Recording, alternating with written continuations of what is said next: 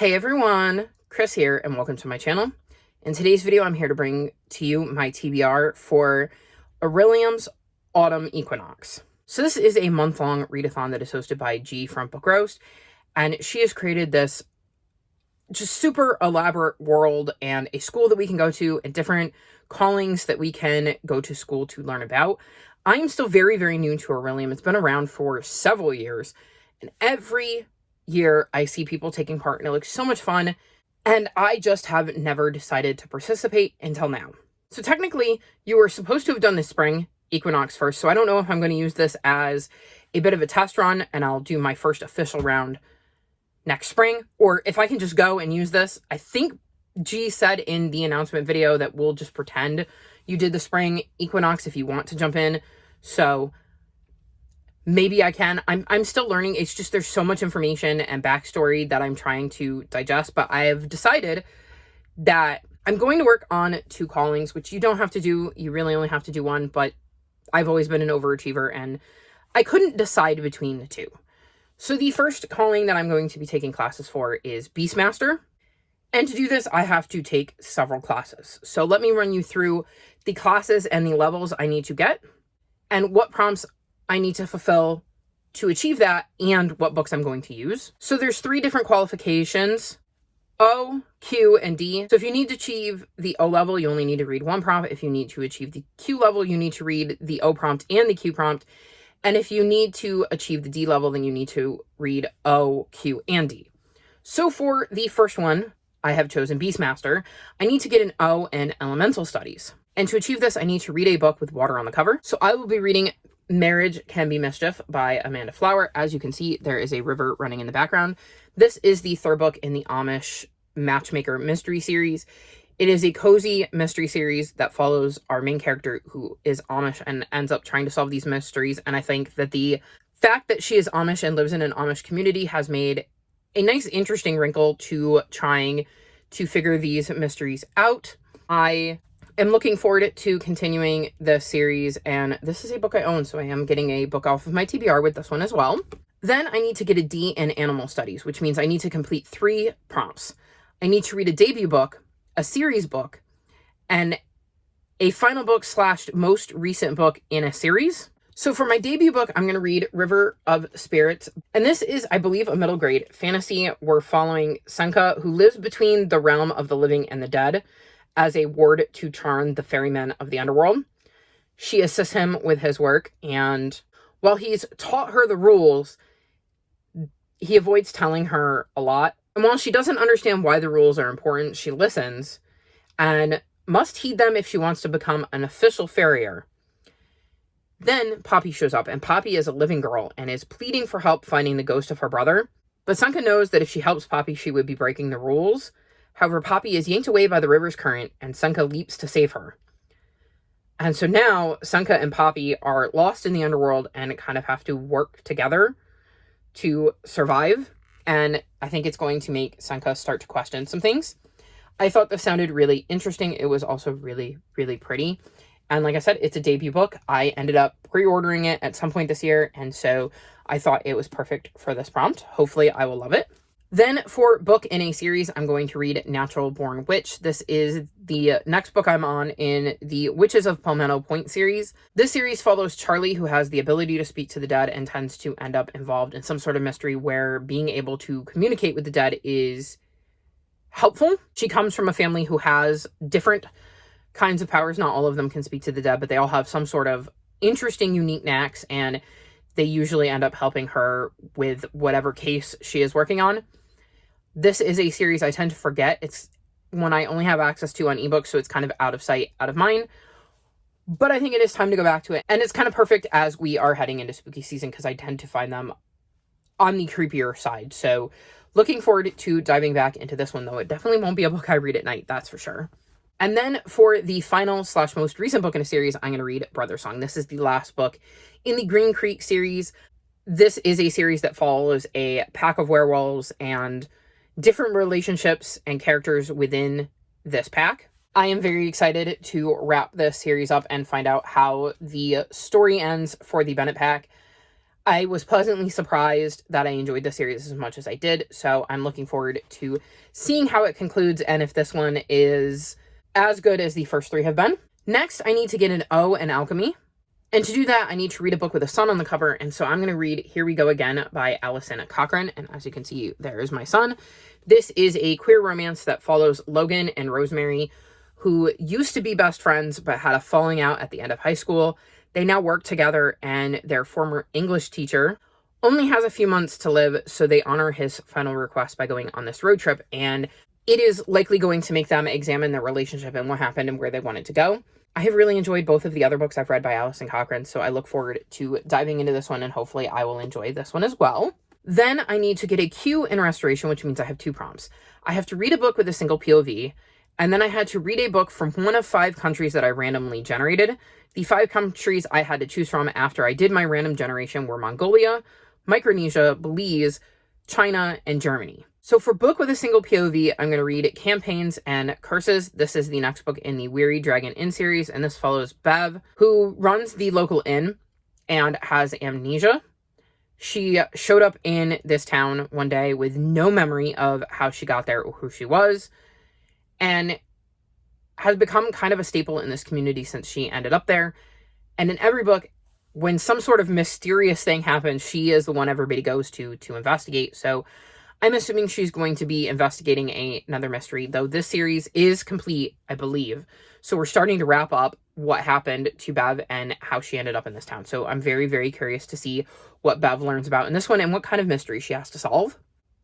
And then of the 5 countries, I chose China, and I'm going to be reading White Fox in the Forest. This is the second book in this series, and it's translated, and it follows a fox. I do remember that much. It's been a while since I've read the first one, but I feel like it is one where once I start reading, I will be able to jump back into it, but it has a fox POV. It's middle grade, and I do remember enjoying the first book and following our little fox. So I'm curious to see what sort of adventures and obstacles our little fox friend has to deal with in this one. And if I manage to read all of those, I will have completed all of my studies for the Beastmaster calling. The other calling that really spoke to me was Star Whisper. So first up for this, I need to get an O in Art of Illusion, and to do that, I need to read a book with an autonomous setting either on the book or the cover. So I'm going to read Wrong Side of the Paw by Lori Cass. This is the next book in the Bookmobile Cat Mystery series, and this follows Minnie and her cat Eddie as they run the local bookmobile. And it says in this one, Eddie turns a routine bookmobile stop into anything but when he makes a quick escape and hops into a pickup truck with a dead body in the flatbed. This causes the friendly local lawyer who is driving the pickup to fall under suspicion, but Minnie and Eddie think there's more to this case than meets the eye, and the dynamic duo sets out to leave no page unturned.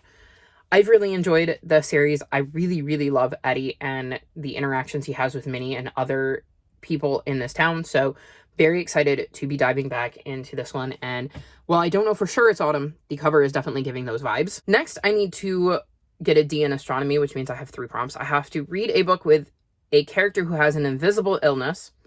I have to read a book from a genre I don't read often, and I need to read a book that is under 250 pages. So for a book with a character who has an invisible illness, I will be reading Wish Lists Lead to This. This is the second book in the series. They're companion novels, and in this one, we have a character who is dealing with depression and a character who is dealing with social anxiety. And Seb is one of our characters, and he has been living in Cape Town for 2 years and feels he hasn't done all of the touristy things. So he creates a list for his 24th birthday as a deadline to do 100 things on this list he's come up with. And he ends up roping in JJ to help him complete one of the items on his list, but plans end up changing after he finds a box of abandoned kittens the day he's supposed to meet up with Seb, and they end up deciding to foster the kittens together. And it looks like they're getting along really well until JJ finds a secondary secret list in the back of Seb's notebook. I think that is going to maybe create some angst depending on what the list is. I think this sounds really cute and like it could be fun, and I love that it has a lot of rep outside of depression and social anxiety, as we also have a demi-boy and a demisexual, so I think that having that extra rep in there is also amazing. And like I said, this takes place in South Africa, so there is that rep as well. Then for genre, I don't read often. I'm going to read Jasmine is Hunted. This is a middle grade horror. I don't read horror very often. This says, join the Gay Supernatural Alliance. Every day after school, we offer support to queer and haunted kids, hunt ghosts and more, have fun. This is what our newest member has to say. It's not fun being haunted. This is a terrible idea. I'm in. Quote, Jasmine Garza. And if you see, they've got this part crossed out, so it just says I'm in. I don't know what this is about. I think it's going to be spooky, obviously, if it's got a horror vibe. And I'm hoping that it'll be the perfect book to help me transition into the spooky season in October. Then for under 250 pages, I'm going to read A Curse for Samhain. This is the first book in the Skeleton Crew Paranormal Cozy Mystery series by Dahlia Donovan. I've read several different series by Dahlia Donovan and really enjoyed them all. And it looks like in this one, we're going to be following gender-fluid autistic vampire Hyde, who runs Between the Leaves, a cozy village bookstore. Their life revolves around books, all things autonomous, and the two cats who rule their world. The shop also hosts a weekly knitting group called the Skeleton Crew.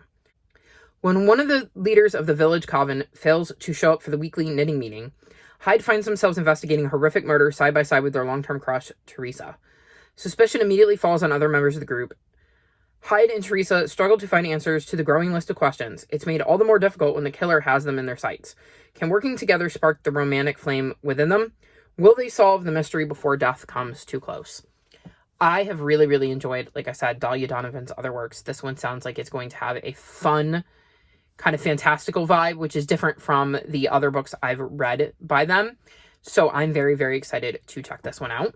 Then I need to get an O in lore, and for this I need to read a translated book, so I'm going to read Cat and Gamer Volume 8. This is a really, really cute manga series that follows a woman who ends up adopting a kitten but having no idea what to do with cats, but she loves playing video games, so she starts using video game logic as a way to figure out how to take care of her cat. I have absolutely loved this series, and I'm so looking forward to reading Volume 8. And then lastly, I need to get a D in Psychonics and Divination, and for this I need to read a genre spin, which I got historical fiction, a book with a TV/movie adaptation, and a book that fits a theme from a recent dream. So for genre spin, like I said, I got historical fiction, and for this I'm going to read A Body at Boarding School. This is the second book in the Lord Edgington Investigates series and is going to be following Lord Edgington, who's a renowned detective, and his bumbling grandson, Christopher, as they investigate a death at the Oakton Academy for Distinguished Young Gentlemen. A body is going to be discovered bludgeoned to death with a monkey statue on the last day of term. This takes place in the 1920s, so it is a historical mystery. It has been a while since I've read the first one, but I feel like I remember enough of the details that I can just jump in with book 2, and I'm looking forward to seeing how Christopher and his grandfather investigate this mystery. Then for a book with a TV or movie adaptation, I'm going to read The Reptile Room, which is the second book in the series of Unfortunate Events series. I read the first book recently and thought it was decent. I think I would have liked it a lot more as a middle grader, but I'm very curious to see what happens in the second book because I feel like I might have read the first book before, but I've definitely never read the second book. So I'm curious to see where this series goes after the events of the first one. And this is a book that has been turned into both a TV and movie adaptation, so I thought it was really perfect for this prompt. And then the last one was to read a book that fits a theme in a recent dream you've had. And at the time I was putting this TBR together, I had a dream that a tree fell on my neighbor's house and we were all like outside checking on them and the damage and stuff. So I decided I was going to read Nosy Neighbors for this because it felt like the type of thing that would be fitting for my dream as we were all being nosy neighbors checking on our neighbor to see if everything was okay after a tree fell on their house. This says it follows 77-year-old Dorothy Darling, who has lived in Shelley House longer than any of the other residents. And if you take their word for it, she's as cantankerous and meddlesome as they come. But Dorothy has her reasons for spying, and none of them require justifying herself to Cat Bennett. 25-year-old Cat has never known a place where she felt truly at home, and crumbling Shelley House is no different. Her neighbors find her prickly and unapproachable, but beneath her tough exterior, Cat's plagued by a guilty secret from her past. When their apartments face demolition, sworn enemies Cat and Dorothy agree on just one thing. They must save their historic building. But when someone plays dirty and one of the residents is viciously taken down, Dorothy and Cat seek justice.